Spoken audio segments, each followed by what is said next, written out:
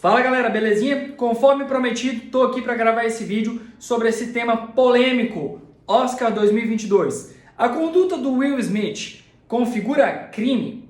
A conduta do Chris Rock configura algum tipo de crime contra a honra? Veja, dentro dessa circunstância como um todo, a gente não pretende realizar o exaurimento, mas é importante que a gente consiga fazer sim algumas análises com base naquilo que foi demonstrado até o presente momento. De antemão, lembre-se, nenhum tipo de violência aqui está sendo fomentada, muito pelo contrário, nós vamos trazer um aspecto, uma perspectiva daquilo que aconteceu. De outro lado, também não iremos fomentar o excesso ou o abuso na liberdade de expressão. Então, vamos começar com algumas considerações iniciais. Dentre elas, o primeiro ponto. O Oscar seria um ambiente que propicia o tipo de piada que foi realizada? Dentro daquele contexto, era esperado uma conduta como que o host, o Chris Rock, ele fez ali contra a esposa do Will Smith? Então, dentro dessa perspectiva inicial, a gente começa a identificar essa questão da liberdade de expressão, o ambiente propício a, e de fato, se dali existia a possibilidade de esperar que aquele tipo de piada fosse realizada.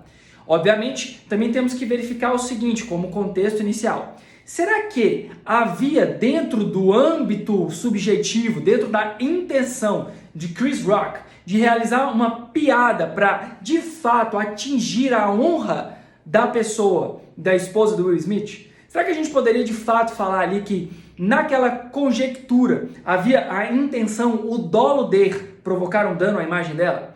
Diante dessas circunstâncias, vamos analisar, será que está presente ou não o crime de injúria? Bem, ao que parece, o elemento subjetivo, ele não atrai naquela circunstância a plena convicção do dolo. Diante disso, seria desarrazoado imputar uma ideia de um crime de injúria naquela circunstância, justamente porque deveríamos analisar o contexto como um todo. Qual era o ânimos?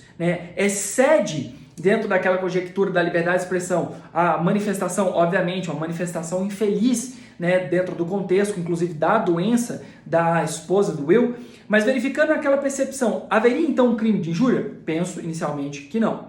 De outro lado, será que estaria acontecendo alguma hipótese de censura, qualquer tipo de óbice à possibilidade de fazer piadas? Então a gente começa a falar de ponderação dentro de princípios, dentro de bens jurídicos que estão sendo tutelados. Obviamente, não é novidade para ninguém que foi uma piada de mau gosto, mas dentro do contexto, seria então passível de responsabilidade penal? Reflitam. Penso inicialmente que não há tipicidade inerente ao crime de injúria. Elemento subjetivo não foi demonstrado, embora o ambiente também não fosse propício àquela circunstância. Mas claro, aquilo ali é como física, toda ação necessariamente gera uma reação. Repito, não estamos defendendo de forma alguma que tenha sido a forma correta de. Mas dentro da reação, aquilo que ocorre, a conduta do Will frente àquela provocação, ela estaria abarcada por alguma hipótese dentro do direito penal? Então verificamos o seguinte. Na hipótese, percebe-se que há sim uma conjectura ali de fato que demonstra uma atitude de agressão. Obviamente, ele não tem um teor de gravidade como uma lesão corporal gravíssima ou grave, mas não deixa de ser uma ofensa à integridade física. Agora, diante dessa circunstância, professor, tivemos ali sim, então, uma lesão, um tapa. Penalmente falando, poderia haver a responsabilidade nesse caso? Eu penso o seguinte, analisando o contexto e as provas já produzidas, bem como as falas já realizadas até o presente momento, é importante salientar que o próprio Chris, a vítima do caso, já disse que não prestaria queixa, que não iria dar seguimento. E no caso de lesões corporais que são inerentes ao caput, então atraindo para o nosso ordenamento jurídico, seria necessária a manifestação da vítima para que se pudesse então ter a persecução penal. Mas professor, eu achei um absurdo, eu acho que foi uma reação legítima. Diante disso, será que nós estaríamos numa hipótese de legítima defesa? Será que de fato haveria algo que eu pudesse utilizar como tese jurídica para afastar a possibilidade de uma imputação penal ao caso? Veja bem, em que pese algumas correntes estarem defendendo sobre a impossibilidade, algumas também trouxeram sobre a possibilidade de uma legítima defesa inerente à honra de terceiro. Essa ideia traz consigo o uso de meios moderados para que impedisse a reiteração de tal conduta ou fizesse cessar a piada que de certa forma foi reiterada, então contra a esposa do Will. E aí a discussão dentro do contexto da legítima defesa seria o seguinte: os meios foram proporcionais? E essa ideia ela passa a ser muito interessante, porque a ideia do meio proporcional faz nós termos uma percepção sobre o ato de um tapa em si, inclusive essa ideia de atingir a moral do indivíduo, veja, se mostra dentro do contexto como uma retorção, sendo como proporcional. Repito, não quer dizer que foi o correto ou justo, mas dentro dessa conjectura, ou um único tapa, agredindo ali a própria honra também do indivíduo, poderia ser interpretado sim como uma forma proporcional. Repito, não que a lesão tenha sido justificada, mas dentro dessa conjectura nos parece sim razoável, porque poderia ser utilizado murro, poderia ter iniciado uma briga mais acentuada, mas assim não foi. De outro lado, algumas pessoas perguntaram: professor, mas seria um exercício regular de direito? Não, de forma alguma exercício regular de direito. Dentro daquela circunstância, ninguém tem o direito de praticar um ato como aquele. Professor, inexigibilidade de conduta diversa. Então, um indivíduo médio, quando provocado, dentro daquele contexto, ele parte com a agressão. Será que de fato essa é a conduta esperada do indivíduo dentro de uma circunstância como aquela? Veja, o próprio ator posteriormente diz que tem que aturar muita coisa diante da sua circunstância pública. Mas não quer dizer que isso dali colocaria o indivíduo médio numa circunstância de permitir ou tolerar uma agressão como que aconteceu no caso.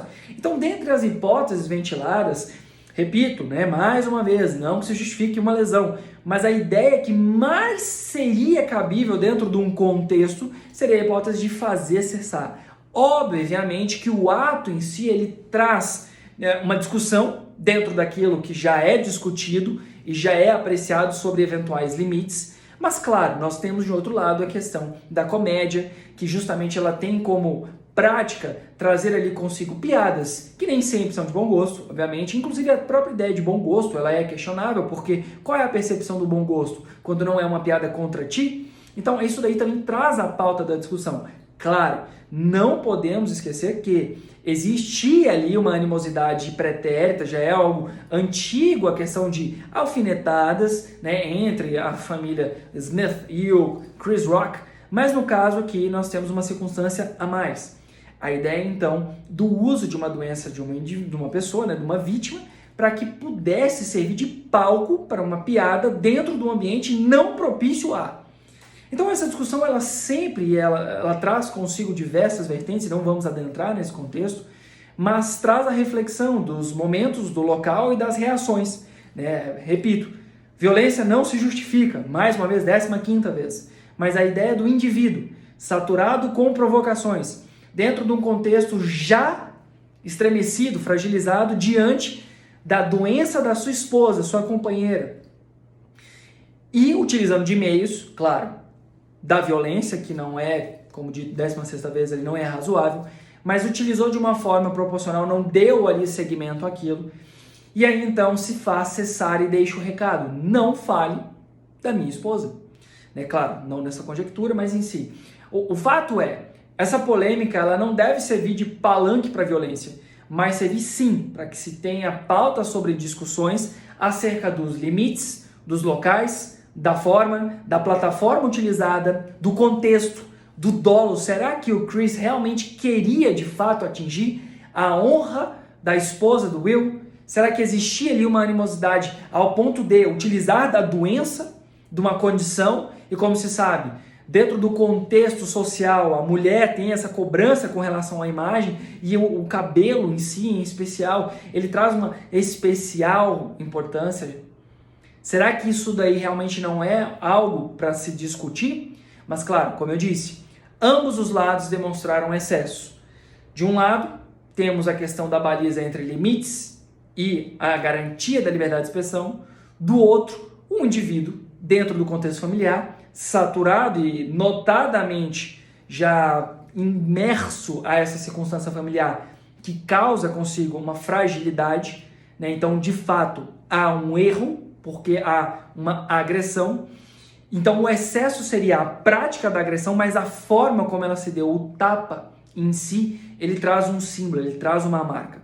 Claro, como eu disse no começo do vídeo, a ideia não é exaurimento, mas sim reflexão. Então ponderem, pensem, não estamos aqui para falar quem é o senhor da verdade ou não. Consequências jurídicas, como já disse inicialmente, seria necessário, dentro do nosso ordenamento jurídico, a manifestação da vítima para que de fato se procedesse com a persecução penal. E a própria vítima em si já disse que não iria dar seguimento, né? Então não iremos falar de desdobramentos criminais, porque de fato não ocorrerão, né? E ainda que fosse ocorrer, seria uma análise do direito penal americano.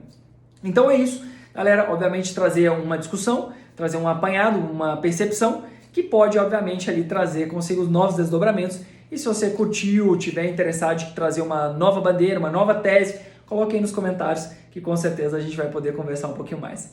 É isso, galera. Estamos juntos e até a próxima.